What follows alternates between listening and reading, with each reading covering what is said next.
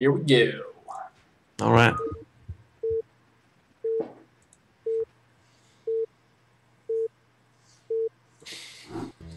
And at the left side as the white Protoss, we have vOddy. And at the right side as the orange Protoss, we have Dewalt. Okay. So I'm gonna need about 10 seconds. I need to grab myself some water. Be right back. No problem. All right. I got this, guys. Don't worry. You're in my very capable hands. And by that, I mean I got the colors on the overlay wrong. Give me 1 second. All right. Dewalt is orange. vOddy is white. And there is no Proxy 2 gate. I'm very sad about this turn of events. All right, back. We don't have a cheese yet. This makes me very sad. Yeah, I mean, I have to say though that if I would be playing this kind of game, if I thought that my opponent is better than me, I would probably cheese. But if you're vOddy or Dewalt, both of these players are very good. I don't know. I think both of them are confident in their skills, so they probably want to just play normally. Yep, that's fair enough. Interestingly, a pylon scout here from vOddy, so vOddy's going to be quite careful here. This is actually a very early scout that you don't really need in PvP. This actually costs you a lot of minerals, believe it or not, to send out this pylon scout. Yeah. So he's got to have something something in mind here. He didn't even check the proxy location at the bottom, so I'm not really sure where this is going. That actually makes sense for me, because if you make the pylon and scout right away, by the time that the probe enters your opponent's base, you should have enough time to react. Okay, yeah, you're absolutely right about that. I mean, I guess he can go for some early mana pylon shenanigans at least. Possible, yeah. I mean, he's not going for it yet. Let's see. Okay, he's just going to circle around. I mean, you can get some pretty nice mana pylons here on Heartbreak Ridge. Oh, yeah. So I don't know why. I guess he's waiting for the minerals. Oh, he's going to go? No, he's not going to go for it. All right. Oh, he's waiting to see if the core is going to be started first, I think. Because that makes a lot of sense, right? If you see the core being started first, then it makes a lot of sense to make the pylon, mana pylon. This is true, and the core was started first, but he just made his own core. He's not making a mana pylon. It looks like this probe was just to protect himself from a cheese, but that has actually cost him a decent amount of minerals. You can see the probe from Dewalt just now getting into the base. So we'll see what ends up happening here. Of course, because these probes are now in each other's bases, they're not going to get taken down until the Dragoon comes out, realistically, unless one player makes a pretty big micro error. So they're going to have complete information for quite a while here. Yeah, I mean, it can happen sometimes. You might just miss micro a little bit, but yeah, both of these players should be able to keep the... Actually, wait. vOddy makes a Dragoon straight up, he doesn't make a Zealot, so that probably will get rid of the probe a little bit earlier. Yeah, should definitely do that. Although it's only going to be... Wow, no! It's not even going to be any faster. It's pretty much identical timing. That's because of what you mentioned about the difference in mining. Oh yeah! Those extra 100 minerals were the ones he lost from the mining. Huh. Interesting. Very good point there. It looks like finally Dragoon does come out though. Gonna chase away the probe. Oh, this probe might die though. Oh, it's gonna be close. No, it's fine. Barely. Oh! Ooh, barely. Barely. Now, vOddy should... Yeah, vOddy also gets away, so... Alright. And we immediately see second gateway from both players. Although the second gateway of...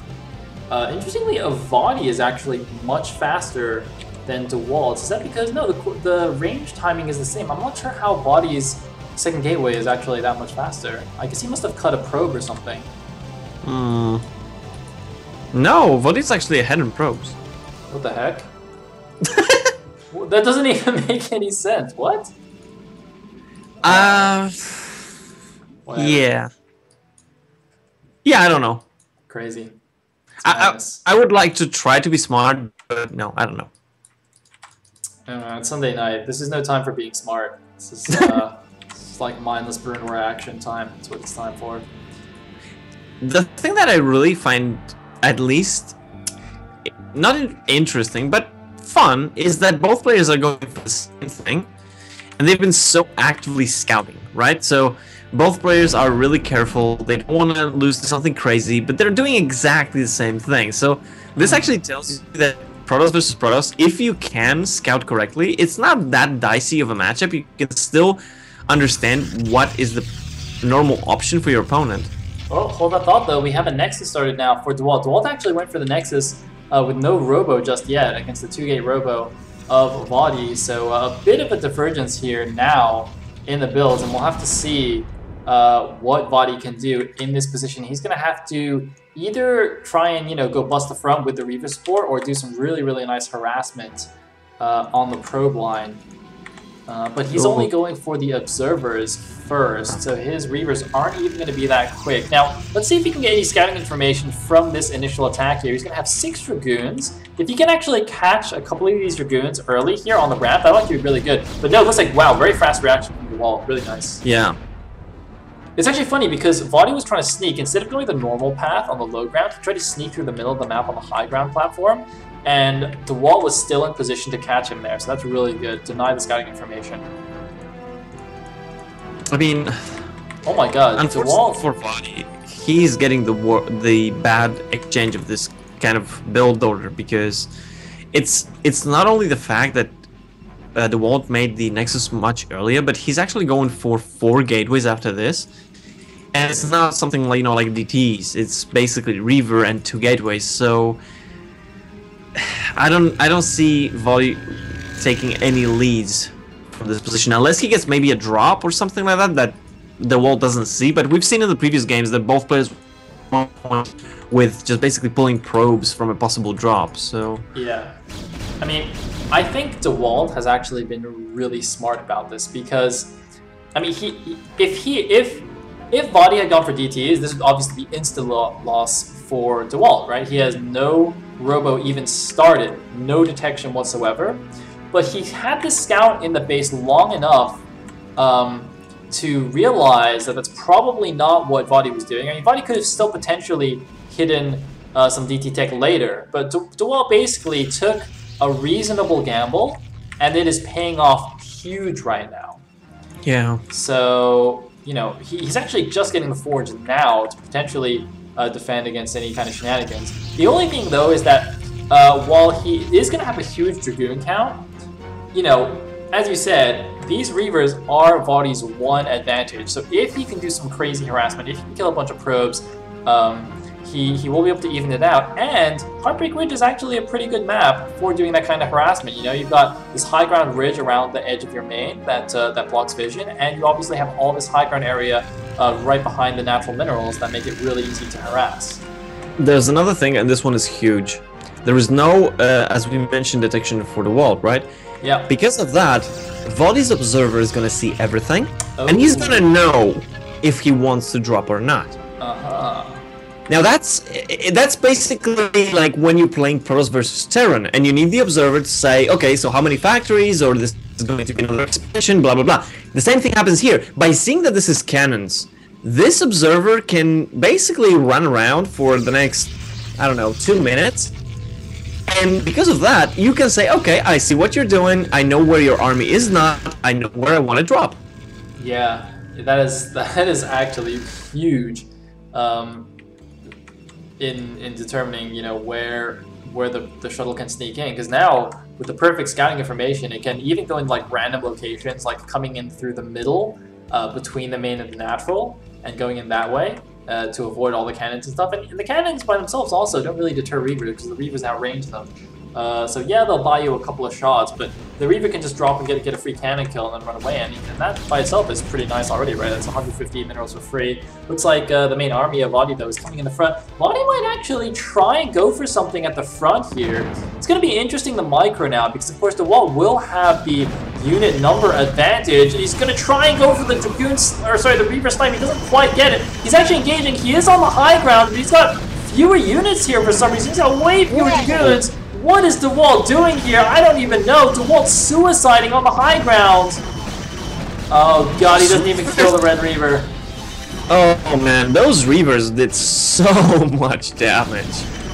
Wow, he finally kills both of them, but is now at the mercy of a control group of Dragoons with only 3 himself. He does have the cannon there, though, and he can pull the probes, which will actually help against just pure Dragoons with no Reavers there to blow up all the probes at once. And, of course, Dewalt with the 4-gate pump will be okay. There's actually 4 gates on the other side now as well, though, so it's not even a gateway advantage here from Dewalt. Dewalt, by the way, skipped Robo completely. He's already got his Templar Archives on the way, and the Citadel is complete. I wonder if he should actually get that leg speed and get a few speed lots going in here. It's gonna be too late. You can't really bank on that. You'd have to, basically the cannons and maybe some more Dragoons, but at the same time, you need to break this, so...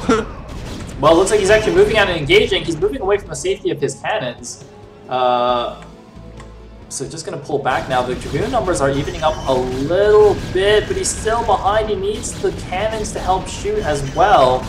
Dewalt just poking a little bit. I do understand what he's thinking now, though. He doesn't want there to be too many Dragoons for vOddy out here when the Reavers come, because if vOddy can force him back into this choke area with the Reavers out, it's going to be almost impossible for Dewalt to run out and actually break that, because there just won't be enough space for his Dragoons to move out. See, this is the problem now with 2 Reavers now here again. He just can't force his way out with a good spread. See, he's trying to move out now. This is really, really problematic for Dewalt. The Reavers again going to do a lot of damage, although, ooh, a bit of a dangerous misclick there from vOddy, picking up the wrong Reaver first. Oh no! Those Reavers, man. Oh, they got life Wait, insurance. Dewalt's building a proxy gateway. Yeah, I saw that, but I don't think it's gonna matter. Dude, oh my god, he's gonna build DTs in the back and he's gonna kill everything. It's genius. It's not gonna work, though, because you don't have enough time. That's my problem with that. But it's still genius. It's genius, It's the 12-minute proxy gate, man. Don't question it.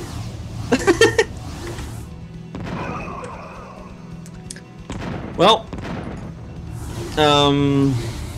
yeah, I'm trying to figure out if there's anything that Dewalt could have done. But apart from that hidden gateway... I'm thinking if he actually storms that shuttle when both the Reavers are inside it, that would be so good. Like his storm... See, his storm is about to finish. He has energy on this one Templar. That could be the decider. Come on, Templar, you can do it. Yeah, but he doesn't have enough units to actually stop the Dragoons. Just trust. You have to trust, man. You have to have faith. Alright, you ready? You ready? You ready? Oh, just kidding. Never mind. I take it back. Just kidding. The DT is to the natural. The DT. Your DT. GG! DT's like, what? Guys, what happened? I'm here. I got this. Lost connection, you know, to the... That poor DT, man. Whoa, what happened to my screen? Whoa! Hold on, guys. 1 sec. My screen just exploded. Alright, there we go. I have no idea what happened. But you don't mean your actual screen, right? No, I know. Excellent layout. Just like blew up. Alright. So, very nice series there, actually. vOddy coming back after losing the first game to win the series 2-1 over Dewalt.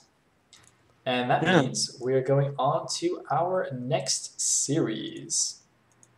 It's going to be Kingfish versus Cryok. I believe Kingfish is Julia, isn't it? Yep. I thought, oh, this might actually be a higher ranking match. As in, I thought Julia was like in the top 10, which means... Oh, yeah, he is. Which means this isn't a match for a qualifying place. It's probably to determine seeding. Yeah, it is, because they were, I think it was 10 and 4 for both of them or something like that. I don't know the exact standings, because there were a lot of things that weren't calculated yet, so it was a little bit more but so I think this is a seeding match, which is still important, obviously, because the seeding in the first round will determine who your opponent is, and the higher your ranking is, the less chance you'll get a very strong opponent, I suppose. That's actually, at this point, is it even possible to get like a bad opponent? I know, right? It's like, well, instead of playing this A+ guy, I only have to play this A ranking guy, so there you go.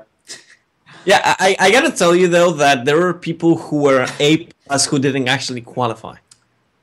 Okay, nice. I know that for a fact. Nice. So Nice. it's very hard. It's very hard at this point. All right, fair enough. Well, before we start, I want to give a shout out to our sponsor, Rustbrain, very generously providing our $2,000 prize pool. You are awesome, dude. So if anyone sees him around, say hi and say thanks.